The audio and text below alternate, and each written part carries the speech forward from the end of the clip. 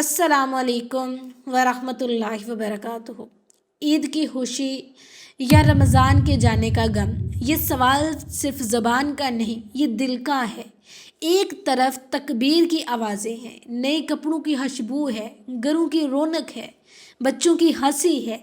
दूसरी तरफ दिल के अंदर एक खामोश साहला है, जैसे कोई मेहमान था जो पूरा महीना हमारे घर में रहा, हमें संवारता रहा, हमें जगाता रहा, हमें रुलाता रहा, और अब वो रुखसत हो रहा है। हम खुश भी हैं और उदास भी हैं, मगर सवाल ये है कि किस बात पर ज़्यादा असर है। रमज़ान सिर्फ रोज़ों का नाम नहीं था, वो हमारे दिल की सफाई का महीना था। वो हमें रोकने आया था, टोकने आया था, हमें संभालने आया था।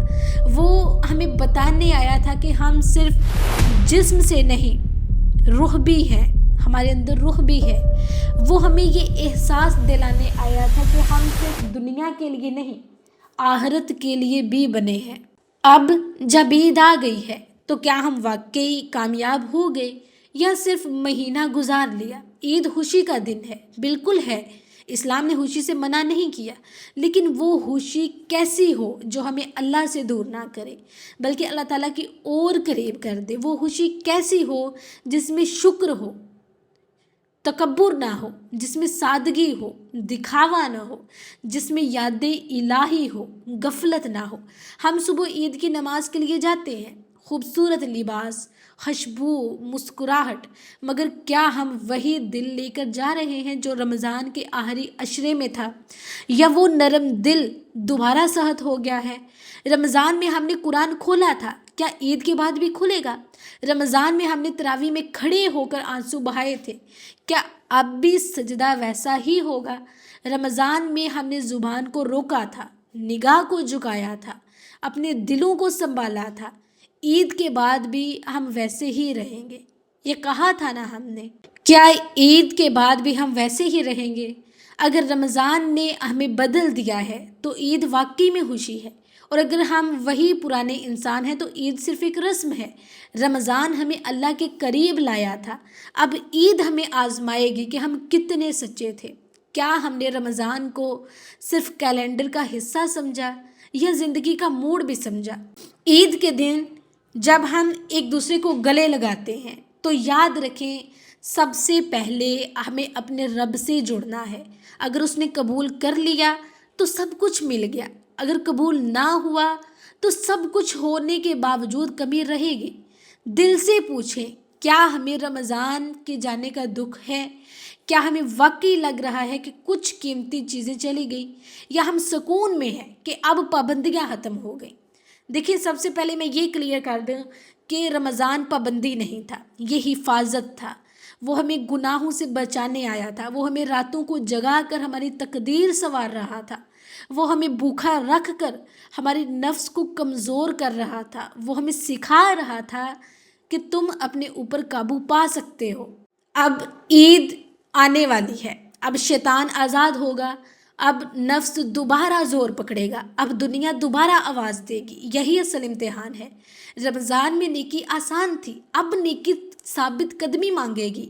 ईद की खुशी मनाएं, ज़रूर मनाएं, लेकिन इस खुशी में शुक्र शामिल करें कि या अल्लाह, तूने मुझे रमज़ान तक पहुंचाया, तूने मुझे रोज़े रखने की तौफीक दी, तूने मुझे कुरान के करीब किया, अब मुझे उसके बाद भी संभाल ले।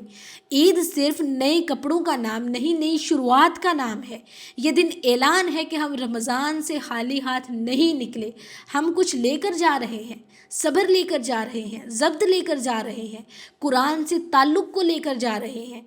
अगर ईद के दिन हम ये नीयत कर लें कि मैं अपनी नमाज नहीं छोड़ूंगी, मैं कुरान से जुड़ी रहूंगी, मैं अपने अहलाक बेहतर करूंगी, तो समझ लो कि रमज़ान कामयाब हो गया। लेकिन ईद के बाद अगर पहली ही नमाज कज़ा हो जाए, पहली ही फुर्सत में मोबाइल हमें निगल ले, पहली ही महफिल में गिबत शुरू हो जाए, तो हमें ख़ुद से सवाल करना होगा कि हमने क्या पाया।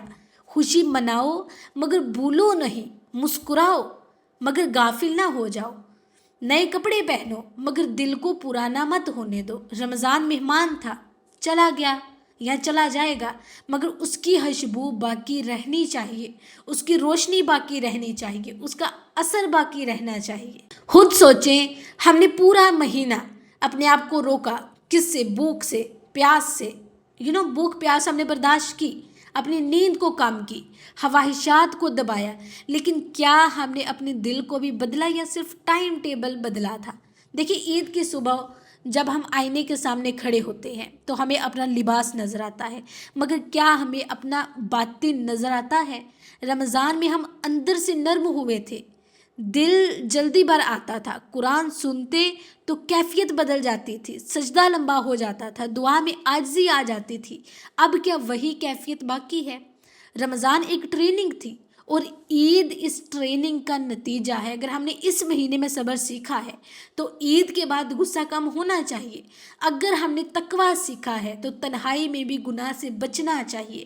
اگر ہم نے قرآن سے محبت کی ہے تو وہ محبت چند دن میں ختم نہیں ہونی چاہیے۔ ہم عید کی تیاری میں مصروف ہو جاتے ہیں، مہمانوں کی فہرست، پکوانوں کی تیاری، تصویروں کی پلاننگ، مگر کیا ہم نے یہ سوچا کہ رمضان ہمیں کس حال میں چھوڑ کر جا رہا ہے؟ کیا وہ ہم سے راضی ہے؟ کیا ہم اس امتحان میں پاس ہوئے؟ یاد رکھو، اصل کامیابی عید کے دن نہیں، عید کے بعد کے دنوں میں نظر آئے گی۔ اگر شوال میں بھی فجر وقت پر ہے، اگر زبان محفوظ ہے، اگر آنکھیں جھکی ہوئی ہیں، اگر دل میں عاجزی باقی ہے، تو سمجھ لیں کہ ہمارا رمضان قبول ہو گیا ہے۔ عید کا دن دراصل ایک اعلان ہے، یا تو ہم نے رمضان کو سنجیدگی سے لیا یا صرف گن کر گزار دیا۔ اچھا سوچیں، اگر رمضان خود ہم سے سوال کرے کہ میں تمہیں چھوڑ کر جا رہا ہوں، تم نے مجھ سے کیا سیکھا؟ تو ہم کیا جواب دیں گے؟ کیا ہم کہیں گے کہ ہم نے صرف افطاریوں کی تصویریں بنائی، یا یہ کہیں گے کہ ہم نے اپنے گناہوں سے توبہ کی، اپنے دل کو صاف کیا، اپنے رب سے تعلق کو مضبوط کیا؟ عید ہمیں یہ بھی یاد دلاتی ہے کہ اللہ نے ہمیں ایک اور موقع دیا، ایک اور سال دیا، ایک اور مہینہ دیا، ایک اور دروازہ دیا۔ اب یہ ہم پر ہے کہ ہم اس موقع کو ضائع کرتے ہیں یا اسے زندگی کا موڑ بنا لیتے ہیں۔ ٹھیک ہے، اگر رمضان نے ہمیں تھوڑا سا بھی بدل دیا ہے تو یہی سب سے بڑی عید ہے۔ اگر ہمارے دل میں گناہ کا خوف اور اللہ کی محبت بڑھ گئی ہے تو یہی اصل کامیابی ہے۔ ٹھیک ہے، تو عید جو ہے وہ چند گھنٹوں کی ہے، رمضان کا اثر پوری زندگی کا ہونا چاہیے۔ ٹھیک ہے، میں دعا کرتی ہوں کہ یا اللہ ہمیں ان لوگوں میں شامل فرما جو عید کی خوشی بھی مناتے ہیں اور رمضان کی قدر بھی سمجھتے ہیں۔ ہماری عبادت قبول فرما، ہماری کمیوں کو معاف فرما، اور ہمیں ایسا بنا دے کہ اگلا رمضان آئے تو ہم پہلے سے بہتر ہوں۔ آمین یا رب العالمین۔